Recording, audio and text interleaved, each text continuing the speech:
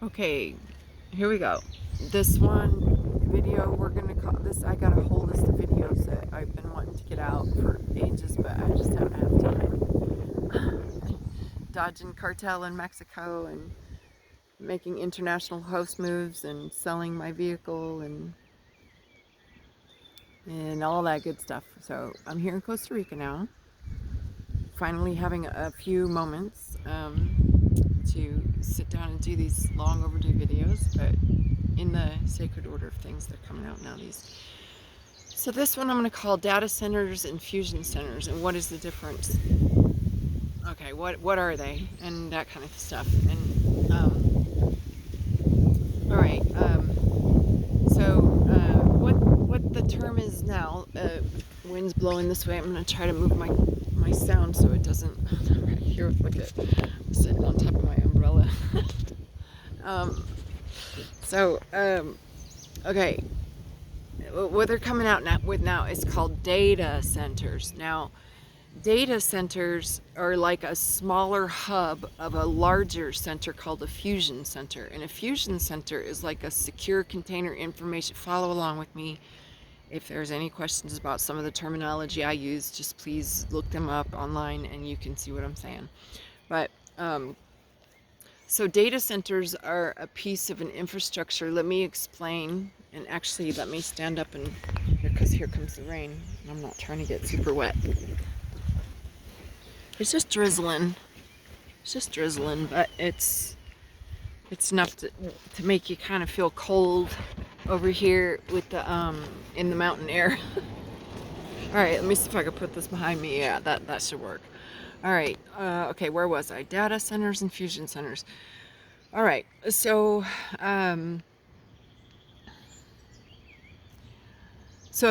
okay, fusion centers would be an example of a fusion center. One that I have personal experience with is called the Las Vegas Metropolitan Police Department, and it's basically means to say it's a fusion of a coming together of would-be agencies that would normally be operating in their own individual SCIFs. So like a SCIF on steroids, a secure container information facility on steroids, that all of the databases and the records that Big Brother's been collecting and storing and replicating on well, pretty much ever since the advent of the public using the internet and applying for, things online and doing online shopping and banking online and all these kinds of stuff. This is quite a while they've been collecting this data. And they meld it together in a fusion center to identify those who have a not so good social credit score. So like if you represent a threat to the system, if you are a renegade, if you are someone who is opposed to the idea of authority and government and somebody telling you what to do, what to say, what to think, where to go, how to act, etc., etc. If you feel like you came here to do something and it's not to just get a ring stuck through your nose and be led around like a follower, like a sheep that just follows the dangerous crowd everywhere it goes, then I'm talking to you. And the others, if that's not you, then either keep on scrolling. I do not respond to social media comments at all, ever. I just don't, because I just don't give a damn. I'm not here trying to shove none of this down nobody's throat. If you stopped by my page, it's because you found it for a reason. Maybe it resonates with you now. Maybe it'll resonate later. Maybe it'll never resonate, and I just don't care. I'm going to say what I have to say, and I recommend if you feel differently about it, then you can go ahead and create your own channel. Make your own channel. That's right, I said it. You go ahead and have your own channel. You set your own channel up, and you sit and do rants and movie reviews and music reviews and whatever blows your dress up, all right? And just don't make a fool of yourself here. I'm gonna just say it like that.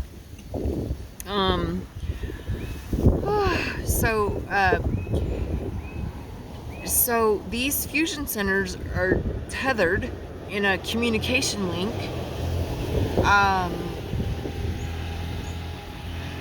And if you've ever read 1984, you'll know what I mean when I say Big Brother. I think they have a movie about that too. And I want to say that the movie is pretty well the same as the book, which is very rare. But anyhow, Big Brother, in the military,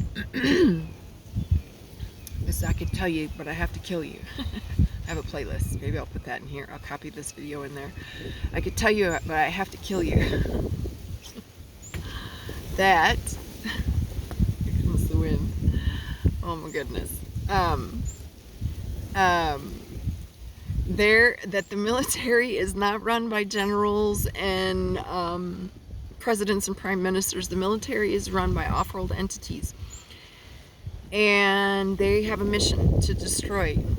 They're the quintessential devil, or the Antichrist, or the Satan, or whatever you want to call the bad guy. They don't have your best interests at heart. Let me just say that much. They're very hostile entities, and they come up with the ideas, and because they are masters of mind control, so then they go in and influence these extremely fragile and vulnerable little baby boys, mostly in the military and the president's and the prime minister's office, that have an ego complex, and they're therefore very susceptible to this mind control apparatus. And it's not just them. Everybody that's vulnerable is vulnerable. But I'm just saying, these guys you think are running the military, whew, to say they're not in their right mind is a very mild understatement. Okay, so they're being mind controlled by these masters of mind control, these off-world entities that run the military. Okay, make no mistake about that. And they put all these brilliant ideas in the heads of these generals and presidents and prime ministers and mad scientists and all these. I'm trying not to cuss. Anyway, because I worked with all these guys. I know how they are. Trust me. I've been 21 years around these guys. I know how all these psychopaths work. And it's all good. It's all good, y'all. It's all good. I'm just saying. Trying not to be judgmental here. But the ideas that they get in their heads, they think are their own, and they're not their own ideas. They're ideas that have been supplanted there by hostile off-world entities that have one objective and one objective only, and that's the destruction of the environment and the human race. Period.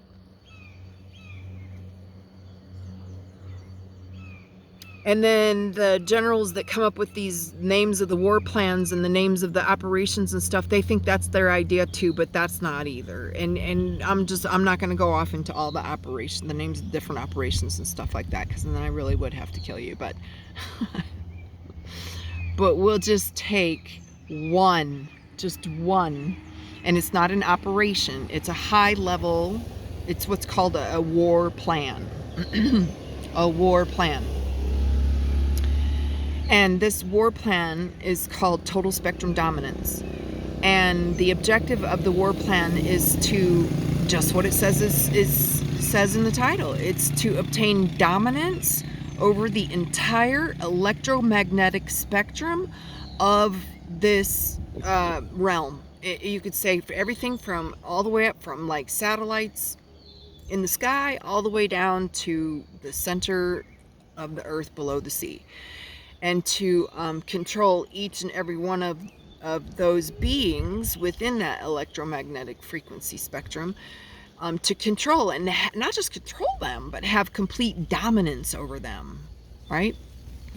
And this is why you see a lot of people talking about the directed energy weapons and the gang stalking and stuff like this. Just remember, it's real. The phenomena is real, but as long as you understand, or rather understand, and don't stand under anything, but rather that you are aware and you can make the tacit not the tacit choice or consent, but the informed consent to say, no, you're not welcome to dominate and control me. Just, you're not. And I said no, and that's all I'm going to say about it. And if you continue to persist and try to get into my game, it's not going to end up pretty for you. So just drop the shovel and step away from home. And that's what the war plan is. So you got satellites, then you've got towers, and you've got receivers and transmitters, and then you have that's your terrestrial based and your space based infrastructure. And then you have mobile terrestrial based infrastructure, which is the cell phones, the laptops, the tablets, the GPS, all the devices, everything nowadays. It's everything that's smart, everything that has a smart technology in it. What is smart today? That's another acronym. Secret military arranged radar technology. It's nothing new. We've been calling it this for a long time, but that's what your smartphone is. It's a piece of technology that resides on the infrastructure, and it's a critical requirement for the total spectrum domination war plan to be fulfilled.